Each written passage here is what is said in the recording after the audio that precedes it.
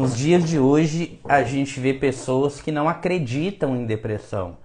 Tem gente que trata depressão como algo que não existisse, como algo sobrenatural, como algo do tipo espiritual, enfim, não que a espiritualidade não seja importante, claro que é extremamente importante, mas tem gente que trata uma doença como algo, sei lá, né? Tem hora que eu fico até me perguntando o que algumas pessoas pensam, né? Já que depressão não é uma doença, então o que é, né? Então, assim, infelizmente, em pleno século XXI, a gente vê isso. Tô vendo alguém falar aqui, ó, que minha tia pensa que é coisa de gente folgada. Eu já vi pessoas falando assim, que não tem tempo para ter depressão, que é só capinar um lote, enfim, né? Que se arrumar um emprego passa. Então, assim, nem sei o que eu falo, né? É algo assim realmente muito estranho, chega a ser até esquisito, né? Talvez se a gente pensasse num passado, né, no século passado aí, a gente poderia até aceitar, né, que a gente não tinha os conhecimentos que a gente tem hoje e por ser algo que a gente não vê, o grande problema da depressão e de outros transtornos mentais também é que a gente não vê. A gente não vê, a gente não pega na depressão, né? Igual a gente pega, por exemplo, pegar aqui num sentido figurado, né? Mas uma pneumonia, por exemplo, você faz lá uma radiografia, você vê. Você pega um termômetro, você coloca lá, você mede a temperatura, você vê aquilo ali. De uma certa forma, você tem sinais visíveis. Você vê a pessoa com falta de ar, você vê o pulmão da pessoa chiando, uma bronquite, uma asma, né? A pessoa quebra uma perna, ou a pessoa tem um corte, você vê o corte, você vê a fratura. Então, se a gente pensar num passado, talvez era até um pouco aceitável, né? Pô, a pessoa tá falando lá que não tá legal, mas eu não tô vendo nada nela. Eu olho por fora, ela tá bem.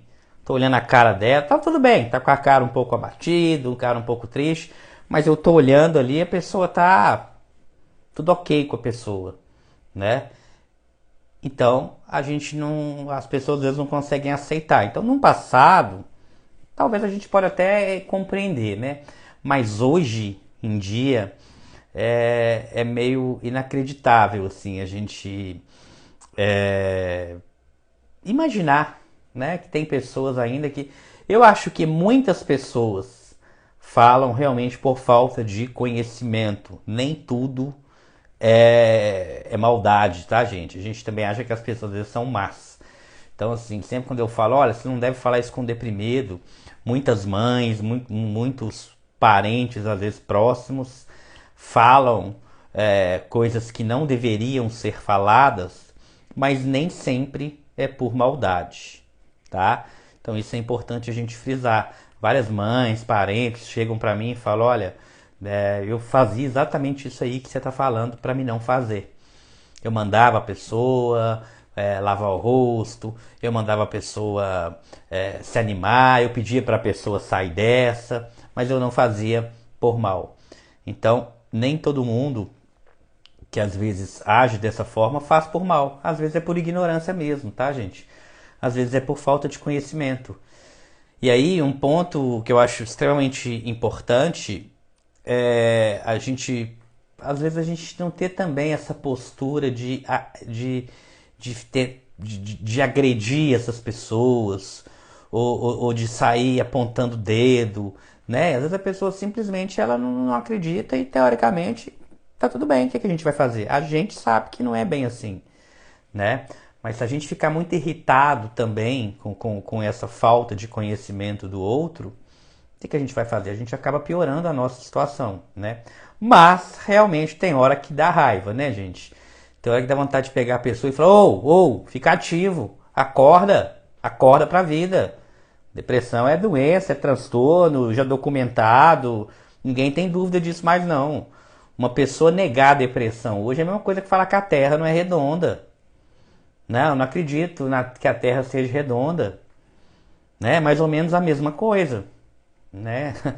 Mas a gente vê isso, tá? É triste, mas é verdade.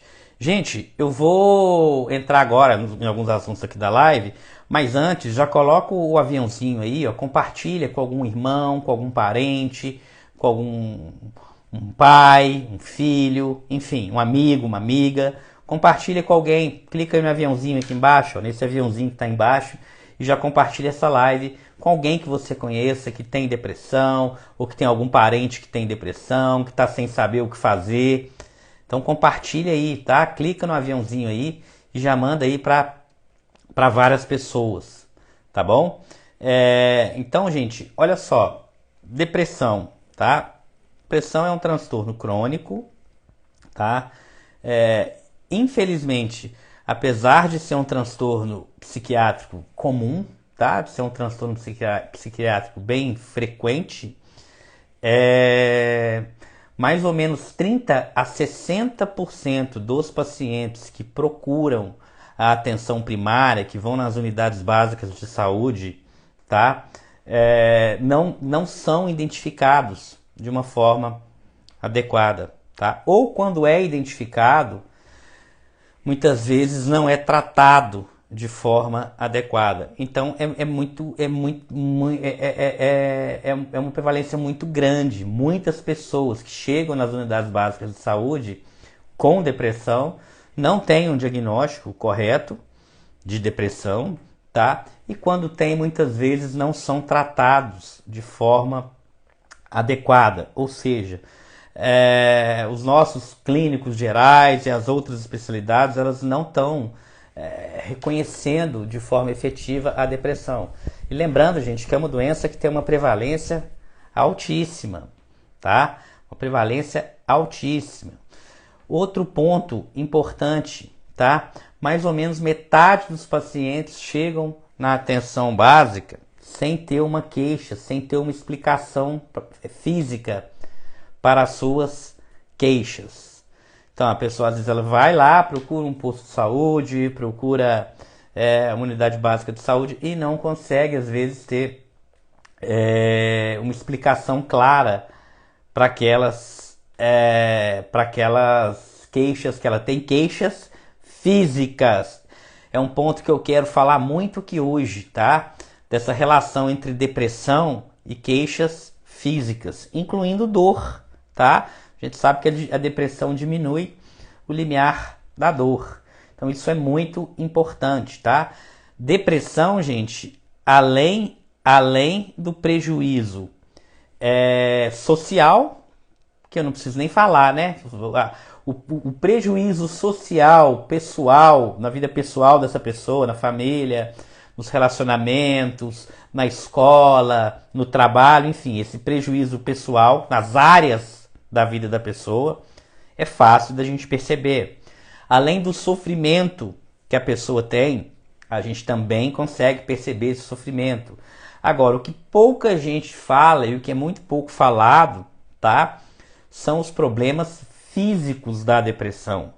Então, olha, eu falar que uma pessoa que tem depressão está em sofrimento e que os relacionamentos dela estão prejudicados, todo mundo realmente, né?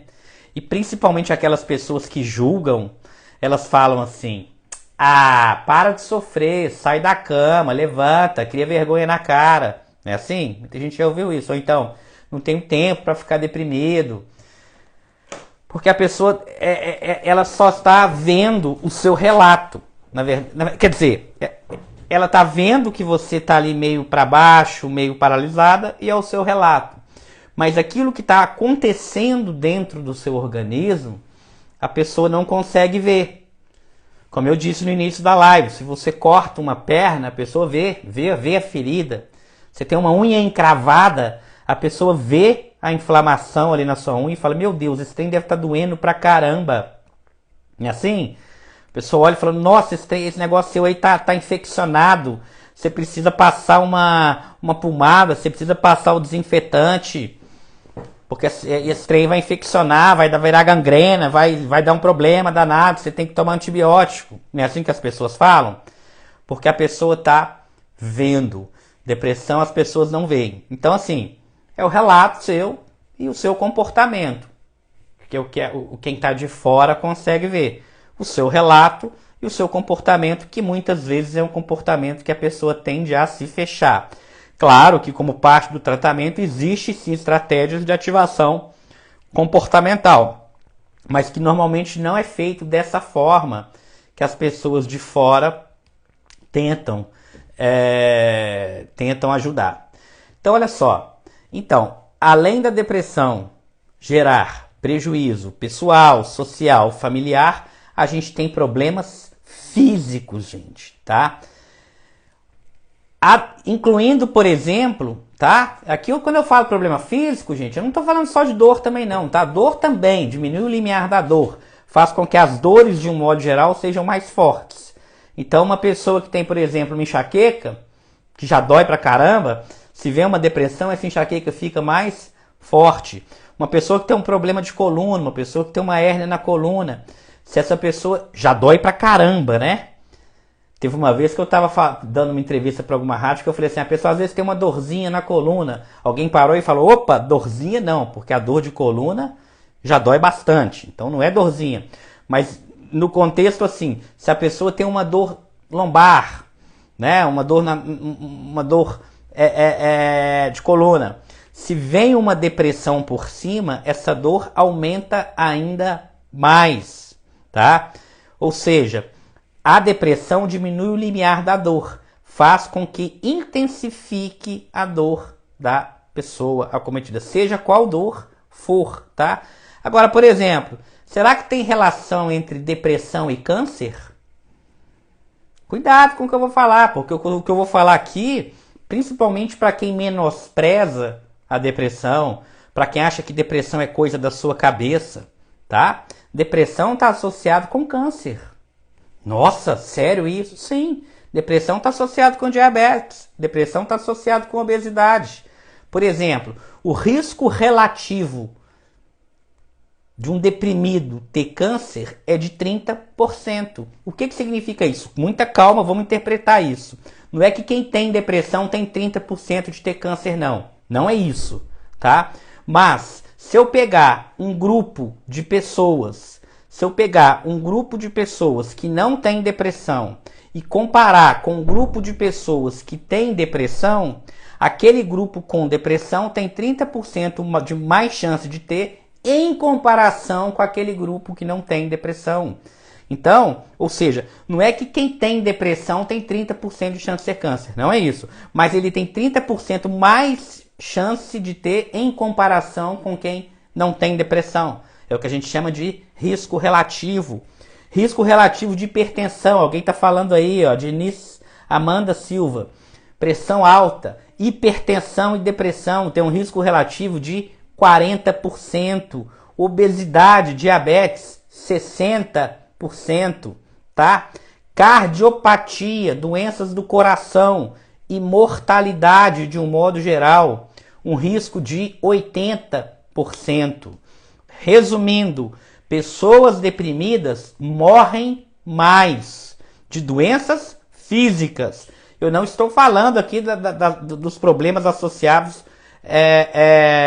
com autoextermínio, essas questões. Eu estou falando de doenças físicas, tá? O deprimido, ele tende a ser mais obeso, tá?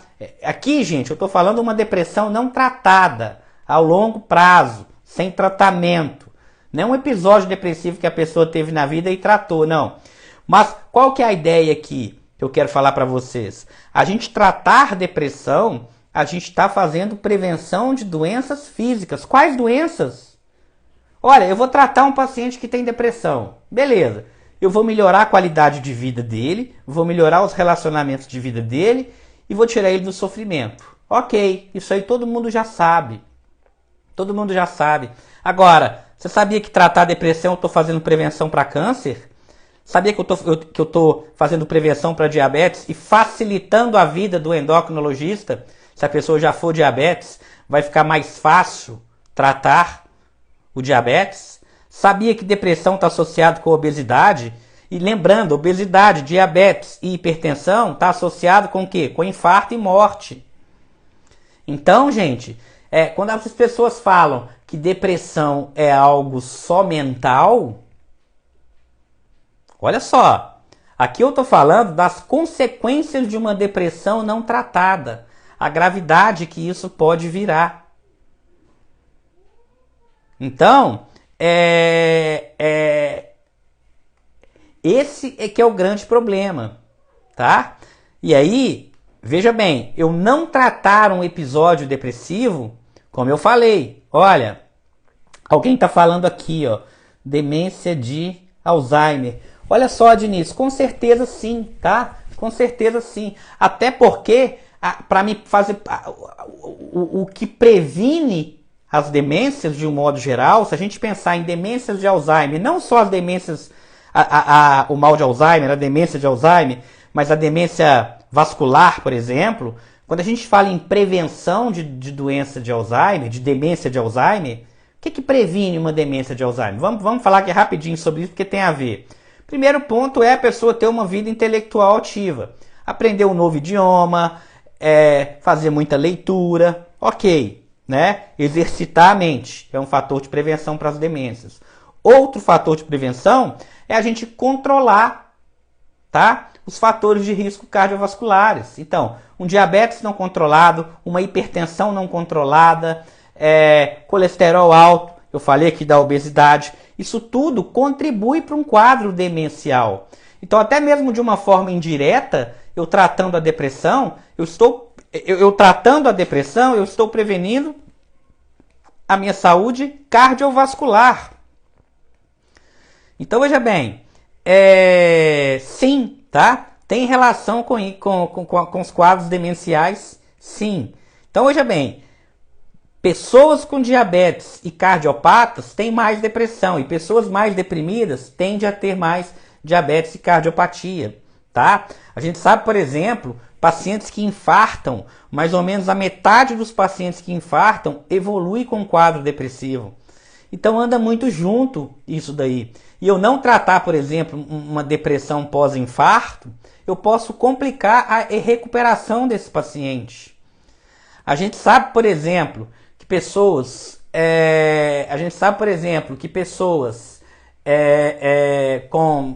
com cânceres de um modo geral, se a gente trata aquele paciente deprimido, ele tem um pior prognóstico, ele tem uma pior evolução.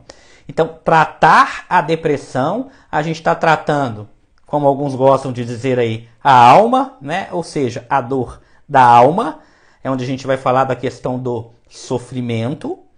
Mas, além dessa dor da alma, a gente vai tratar os relacionamentos. Para quem me segue aqui, já sabe que o segredo da vida é a arte de se relacionar. Você que já teve uma decepção amorosa aí, fechou o coração e não quer saber de se relacionar mais, não quer se relacionar no trabalho, está decepcionada com o mundo, vale a pena rever isso, tá? O segredo de viver bem está associado com relacionamentos. Não só relacionamentos amorosos, tá, gente? Amorosos também, mas relacionamentos de um modo geral. Pessoas que não se relacionam bem, de um modo geral, não têm boa saúde mental, tá bom? Então, se a sua vida de relacionamentos, não só amorosos, mas como um todo, ela anda mal, isso é um sinal que talvez a sua saúde mental precisa ser melhor trabalhada. Então, veja bem, sequelas físicas que eu falei aqui, tá? Sequelas físicas. Depressão é muito mais do que um simples estado de humor. O grande problema que essas pessoas que normalmente menosprezam a depressão, elas tratam depressão como sinônimo de tristeza. E aí sim, talvez um incentivo, um tapinha nas costas, pode até ajudar. Apesar que não costuma ajudar muito não, tá? Mas pode até ajudar. A pessoa tá meio triste, meio pra baixo, você dá um tapinha nas costas dele e fala, cara, ô moça, sai dessa daí, vamos dar uma volta ali comigo, vamos tomar um sorvete.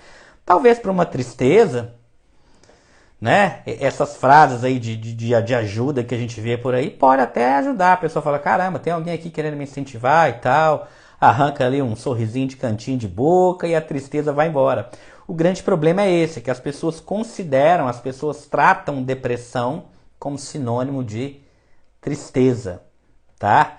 E aí as pessoas consideram de modo geral assim, olha, a pessoa tá triste, a pessoa tá muito triste, a pessoa tá um pouco deprê. É assim que as pessoas consideram depressão. Só que depressão vai muito além de tristeza. Na verdade, muitas vezes depressão nem cursa com tristeza. Como assim? Você está falando que é possível uma pessoa ter depressão e não ter tristeza? Não é só possível, como é comum, tá? Muito frequentemente o paciente deprimido nem triste ele está. Ele relata muitas vezes um sentimento de falta de sentimento. Vocês já ouviram esse termo? Sentimento de falta de sentimento. Você pergunta para a pessoa, você está triste? Não. Você está feliz? Não. Você está alegre? Não. O que você está? Não estou nada. Eu não estou sentindo nada. É um sentimento de falta de sentimento. É uma perda no interesse nas coisas. Uma apatia. Não tem brilho em mais nada. Você está triste? Não, não estou triste. Você está feliz? Não, não estou feliz. Você está como? Eu não sei, não estou nada. É um vazio tão grande que muitas vezes a pessoa tem um sentimento de falta de sentimento.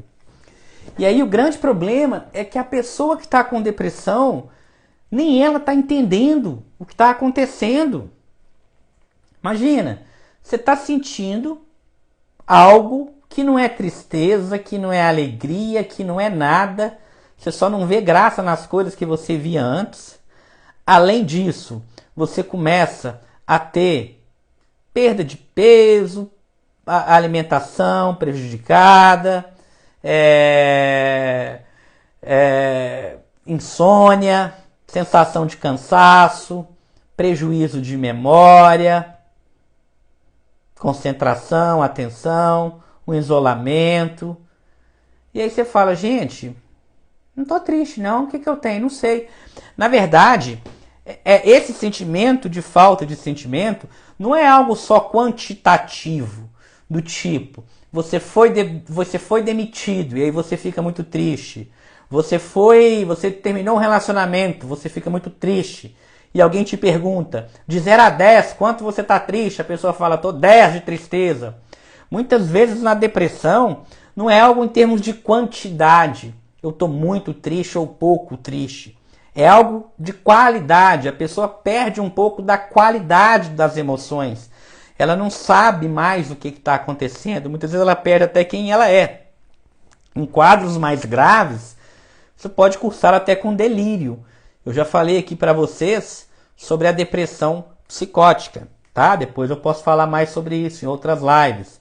Mas então, assim, é importante a gente ter isso em mente. Depressão não é sinônimo de tristeza.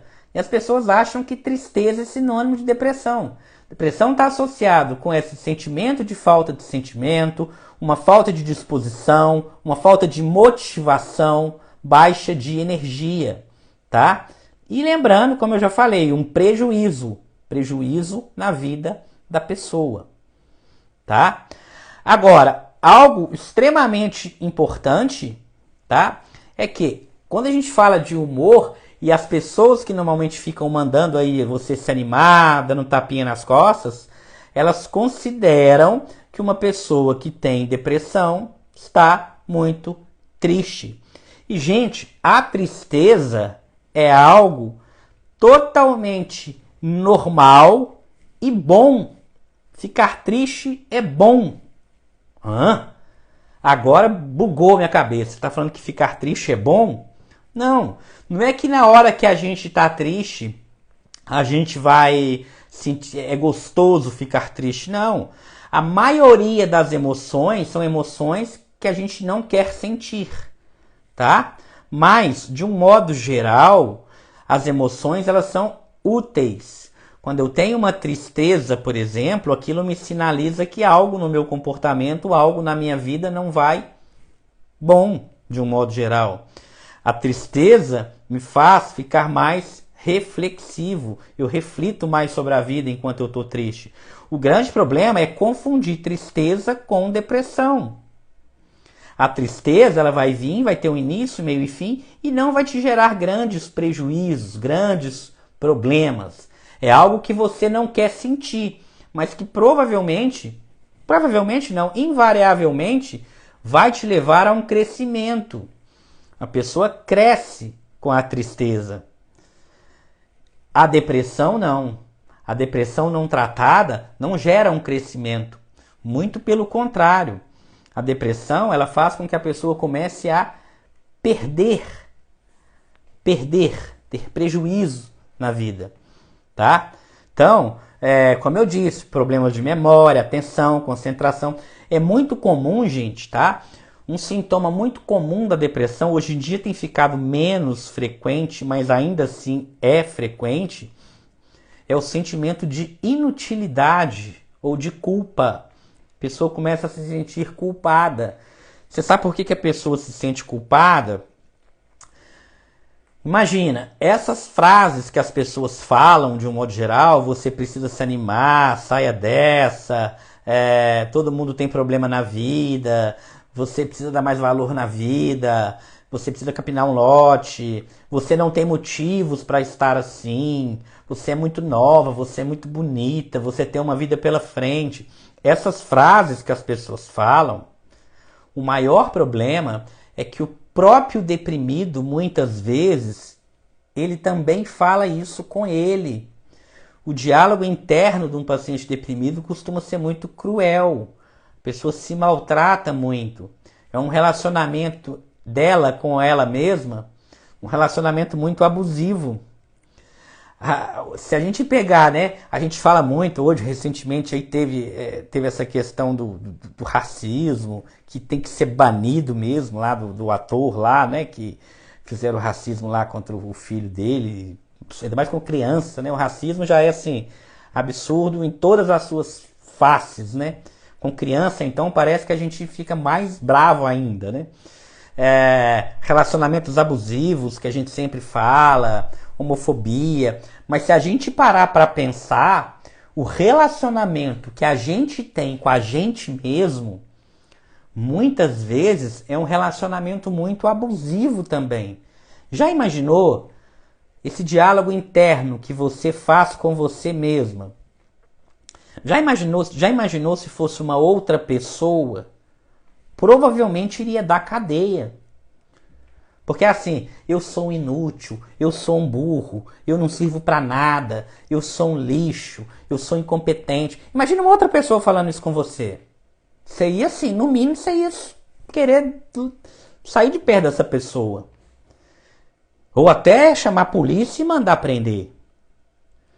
Né? Agora, por que do outro você não aceita? E não deve aceitar mesmo, tá? Não estou falando que a gente deve aceitar. Mas por que de você aceita? Então, se a gente parar para pensar, o diálogo interno que a gente tem com a gente mesmo, ele é muito importante. Ele alimenta muito o nosso sofrimento. E esse diálogo interno que a gente tem com a gente mesmo, se fosse uma outra pessoa, misericórdia. Provavelmente esse outro eu seu estaria preso já por relacionamento abusivo. É muito abusivo esse relacionamento, esse diálogo interno. Tanto no deprimido, quanto muitas vezes também no paciente ansioso com TAG e outros transtornos de ansiedade. Então, assim, o pensamento de um paciente com depressão, além dele estar distorcido, ele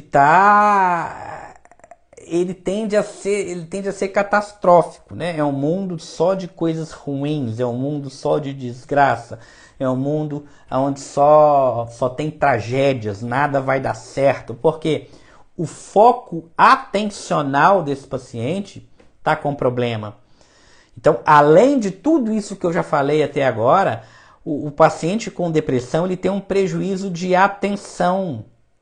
A atenção dele está prejudicada. Então, um estímulo neutro se torna algo muito negativo. Um estímulo bom, por exemplo, um filho seu passou no vestibular, ou você foi promovido no serviço, enfim, você ganhou um presente de alguém que você ama, uma ligação que você não estava esperando. Ou seja, um estímulo positivo, algo bom, para um paciente deprimido, muitas vezes fica neutro, não fica bom nem ruim.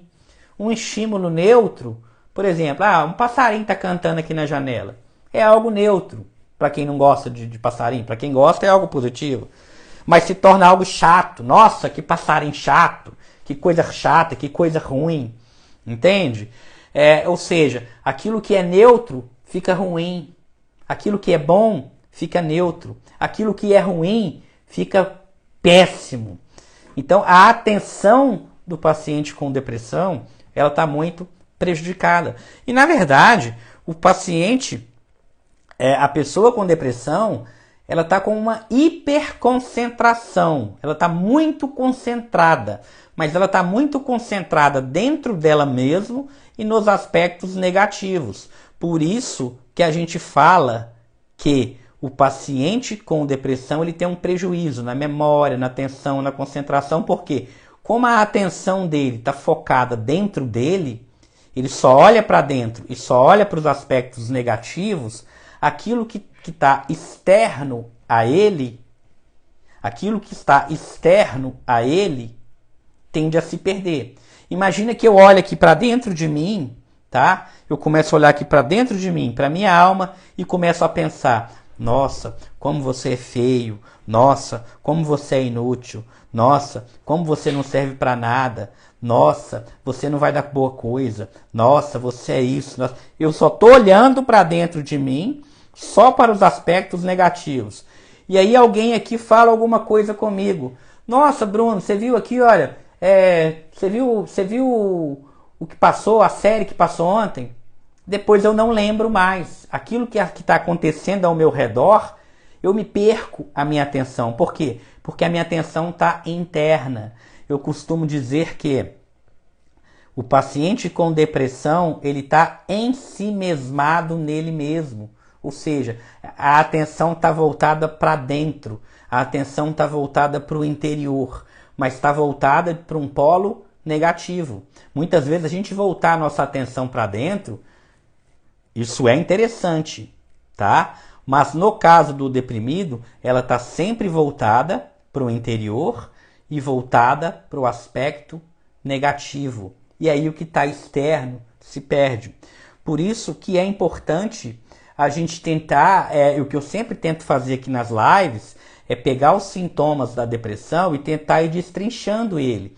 Se a gente for ler lá sobre sintomas da depressão, a gente vai ver, olha, o paciente costuma ter um prejuízo cognitivo, né? Que seria memória, atenção, concentração. Tá, ele tem um prejuízo de memória, concentração e atenção, mas por que ele tem isso? Um dos aspectos é esse. A atenção dele está voltada para o interior, tá? Outro ponto importante, né? Se você ler lá, sinais e sintomas de depressão, sentimento de culpa, inutilidade, esse diálogo interno que o paciente tem com ele, que é muito cruel, é reforçado pelas pessoas de fora. Por que eu sempre bato na tecla aqui? Eu sempre falo, gente, cuidado, se você tem algum familiar com depressão, cuidado com o que você fala. Porque a pessoa chega e fala assim, nossa, você é tão jovem, você não podia estar com depressão. Mas o grande problema é que o paciente deprimido, ele muitas vezes está falando isso com ele mesmo. Entende? Então, imagina, a pessoa já está... Vamos imaginar aqui, a pessoa está deitada na cama. E aí ela está com um diálogo interno. Olha lá o diálogo interno. Você é ruim, você não presta, sua família é boa, você tem tudo na vida, você tem uma casa, você não passa fome, você tem um lar, você não tem motivos para estar deprimida, eu sou muito nova, eu tenho uma vida pela frente. A pessoa já está se culpando por dentro. O próprio paciente, normalmente ele está falando isso com ele com ele mesmo. E aí vem uma pessoa de fora e fala isso também, só reforça aquilo que ele já pensa dele mesmo, muitas vezes. Então, o cuidado que a gente tem que ter ao lidar com o paciente depressivo é justamente esse. Muitas vezes aquilo que você fala com a pessoa que está com depressão, ela mesma está falando aquilo para ela, tá? Mas, gente, mas que fique claro. E aí alguém pode estar se perguntando, mas eu não vou falar nada. Então o que eu vou falar então? Não posso falar nada. Você está falando que eu não posso falar nada. Não é questão de não poder falar nada. Primeiro ponto, que ninguém vai sair da depressão porque você está mandando sair da depressão. Esse dia eu soltei um Reels assim. Dá um tapinha nas costas e fala, sai dessa. Ninguém vai sair da depressão porque você está mandando sair dessa. Se tu te desanimar, se você achou que você era um super-herói, que ia tirar alguém da depressão mandando ela sair dessa, você se enganou. Esse é um ponto importante, né? Agora, por outro lado, eu incentivar a pessoa que tem depressão a fazer pequenas atividades, mesmo que ela não goste, isso é interessante, tá? O que eu não devo fazer é invalidar a emoção daquela pessoa. Chegar para ela e falar, olha, você não tem motivo para estar com depressão. Isso não é legal. Mas chegar para essa pessoa e falar assim, olha, eu entendo que você está com depressão, eu entendo que você está triste, mas eu acho que se você levantar da cama e der uma volta na casa, vai ser bom para você. Ai, mas eu não quero. Mesmo você não querendo, vamos tentar fazer isso daqui sem invalidar o que ela está sentindo. Isso é o que a gente chama de ativação comportamental. Você pediu o paciente para fazer pequenas atividades, mesmo contra a vontade dele, isso pode e deve sim ser feito, tá? Claro, né, que existe toda uma estratégia para isso. Isso tem que ser feito de forma gradual e de forma que aquilo não seja mais uma fonte de sofrimento. E certamente, tá, em boa parte dos casos, nós vamos precisar sim de medicamentos. Isso é fato, gente. Isso é fato. Né? E aí a pessoa fica, não tomo remédio para depressão porque eu vou vencer sozinho e eu vou vencer sozinha e eu conheço meu vizinho que venceu sozinho. A grande questão é que vai vencer sozinho sim, gente, tá? Se a pessoa não tomar remédio, o episódio depressivo ele passa sozinho. Olha só, agora deu um nó na minha cabeça total. Você está falando que eu tenho depressão, que se eu não tomar o remédio o meu episódio depressivo ele vai resolver sozinho? Vai. Ele vai resolver sozinho. Mas tem um problema. Os próximos episódios que você tiver, eles vão vir mais intensos e num período de tempo mais curto. Esse é que é o grande problema. Às vezes chega uma pessoa e fala assim, tá vendo? Eu não tratei depressão e venci sozinho. Não tenho mais depressão. Aí você fala, que bom, tô torcendo para que você não tenha episódio depressivo mais. Mas daí passa alguns meses, volta essa pessoa com depressão de novo. E essa pessoa com um episódio depressivo mais grave do que aquele primeiro. E aí ela vai e fala assim, não, mas agora eu vou vencer de novo. Não vou usar medicamento. Aí já é o segundo episódio depressivo que ela tem, ela resiste, não toma medicamento e acontece o quê? O terceiro episódio vem. E o terceiro episódio vem mais grave. E dura mais tempo. Ela fala, não vou tomar remédio. Venci o meu terceiro episódio sozinho. E aí vem o quarto episódio. Mais grave que o terceiro, que é mais grave que o segundo, que é mais grave que o primeiro. Esses episódios vão ficando cada vez mais graves e cada vez mais frequentes. Chega ao ponto, às vezes, e aí muitas vezes a pessoa vai precisar tomar medicamento pro resto da vida.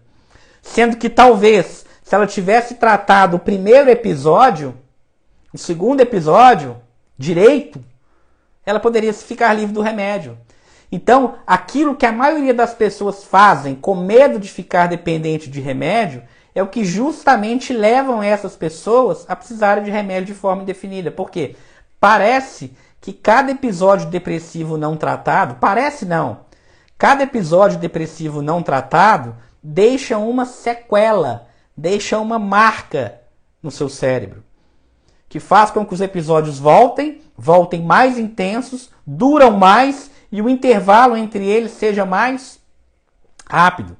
E aqui sem desmerecer em hipótese alguma religião, a gente sabe que a pessoa ter fé e a pessoa ter alguma religião, isso é sim um fator de proteção. Ter fé, ter religião é um fator de proteção, mas ter depressão não é falta de fé. Ter fé, gente, ter fé, orar, pedir a Deus, ajuda em todas as doenças da medicina, não só na depressão. Pessoa que tem câncer, uma pessoa que tem fé, ela tende a evoluir melhor. Uma pessoa que tem qualquer que seja doença, ela evolui melhor. Com a depressão não é diferente. Mas atribuir depressão à falta de fé, eu acho que é o maior pecado que alguém pode fazer. E é um erro porque a pessoa muitas vezes ela para o tratamento dela e vai buscar só na fé, e é importante sim buscar na fé, desde que não pare o tratamento. Por quê? Aí realmente às vezes ela melhora e ela fica bem. E ela começa a divulgar durante alguns meses. Eu venci só com a fé. Não fiz o tratamento. E aí acontece o quê? Durante alguns meses ela divulga isso. Poucos meses, porque depois o episódio tende a voltar e volta mais grave.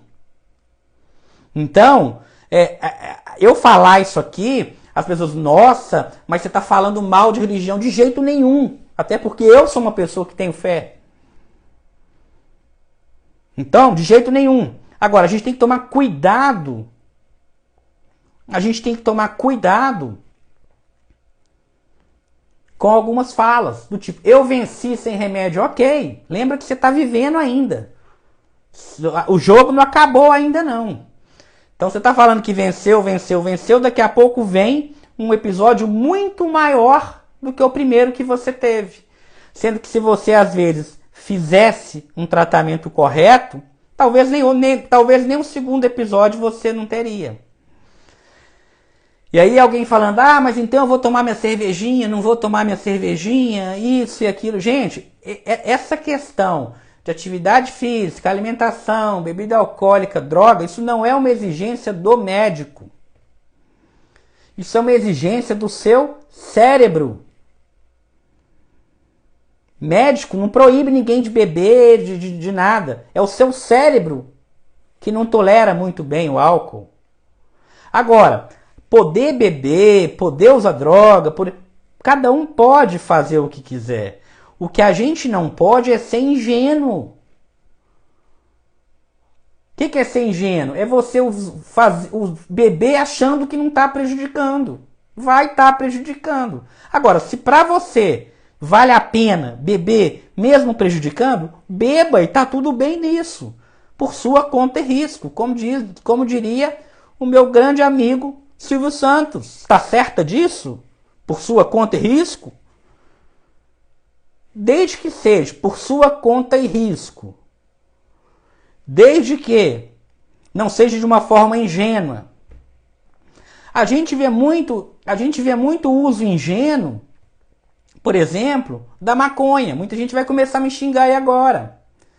Eu fumo mesmo, eu amo fumar, eu fumo um baseado. Gente, tudo bem, a vida é sua. Você não pode fazer um uso ingênuo. Saiba que a sua saúde vai estar sendo prejudicada. Agora, faça isso porque gosta, tá tudo certo. Não precisa brigar. Tá tudo certo. Não precisa brigar, não precisa bater, não precisa me ofender. Quer fumar, quer beber, beba. Agora, a grande questão é que o álcool ele piora. Claro aqui, gente, que a quantidade vai estar muito associado. Se você bebe muito, você vai piorar muito. Se você bebe pouco, você vai piorar pouco. Agora, o que a gente não pode fazer é mudar, é fantasiar. O que a gente quer fazer? A gente quer fazer uma fantasia, a gente quer brincar de Deus, fantasiar a natureza. Vamos fantasiar aqui, que um pouquinho de álcool não faz mal. Vamos fantasiar que eu vou parar com o meu remédio e no final de semana eu vou beber. As pessoas ainda vêm com receitas e falam assim, eu faço assim, eu tomo remédio de segunda a sexta. Aí eu paro o remédio sábado, paro o remédio domingo e na segunda eu volto. Gente, se cada paciente meu fosse meu filho, eu tava lascado. Cada um faz o que quer. Agora, a gente não pode viver um mundo de fantasia. O que é uma fantasia? É falar assim, eu paro no final de semana para beber, chega segunda-feira eu bebo e tá tudo bem. Não tá tudo bem. Para o seu cérebro não tá tudo bem, não. Agora, se te conforta fantasiar isso, Freud, inclusive, explica as fantasias, né? Tem até um mecanismo de defesa lá, racionalização. A gente tenta racionalizar alguma coisa para que aquilo não seja tão negativo para a gente. Mas a gente precisa aprender a conviver com a realidade. Não tem ninguém de 5 anos aqui na live. Todo mundo, a maioria que está aqui é maior de idade. Então, a gente não pode ser ingênuo. A gente não pode ser ingênuo. Agora, pode beber? Pode. Pode fumar maconha? Pode. Pode usar droga? Pode. Você só não pode ser ingênuo. Achar que está fazendo isso, fazendo bem para o seu corpo. Por isso que eu adoro o Silvio Santos. Por sua conta e risco, está certo disto?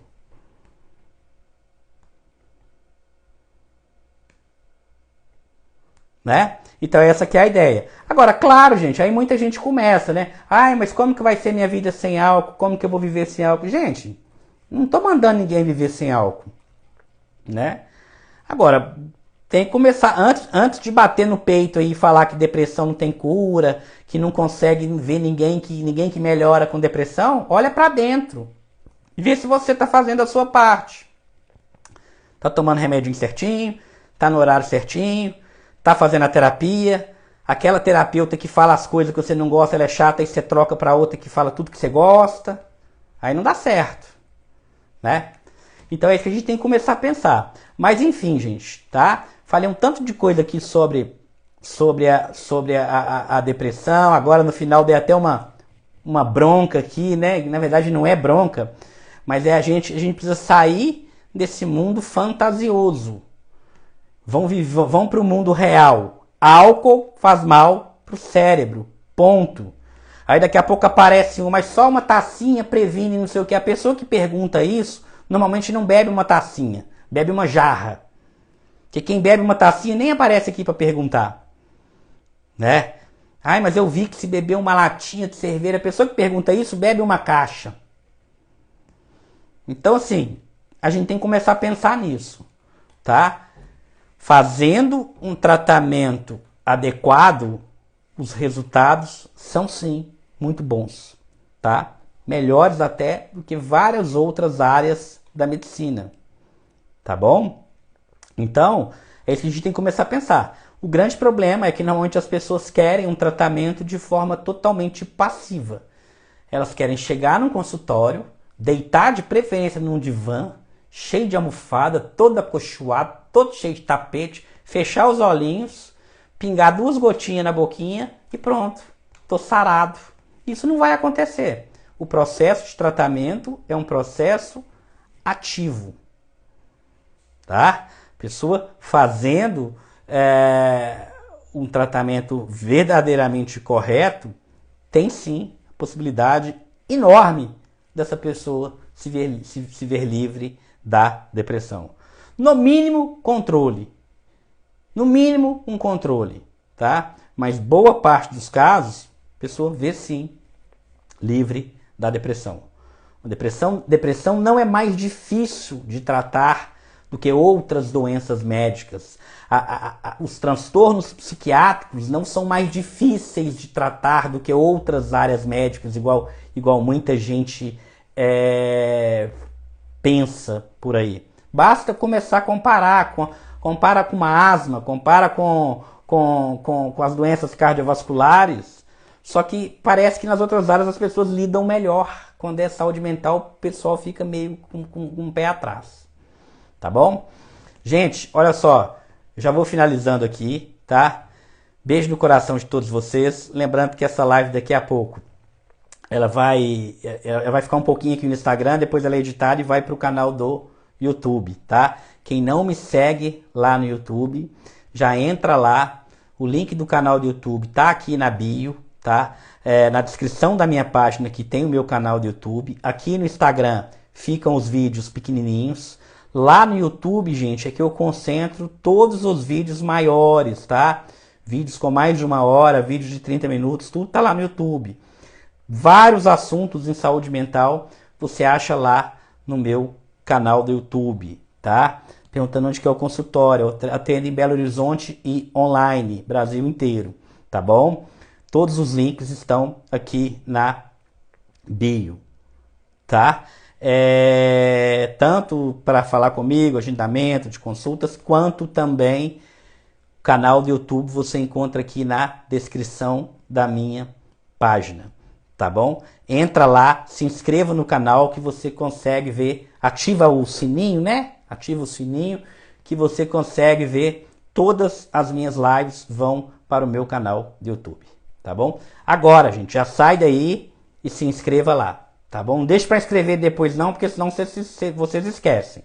Vai no link da bio, clica lá, vai ter lá canal do YouTube, clica no canal do YouTube, entra, ativa o sininho e já pode começar a ver que tem vários vídeos lá, tá bom? Beijo no coração de vocês, fiquem com Deus e até a próxima. Tchau, tchau.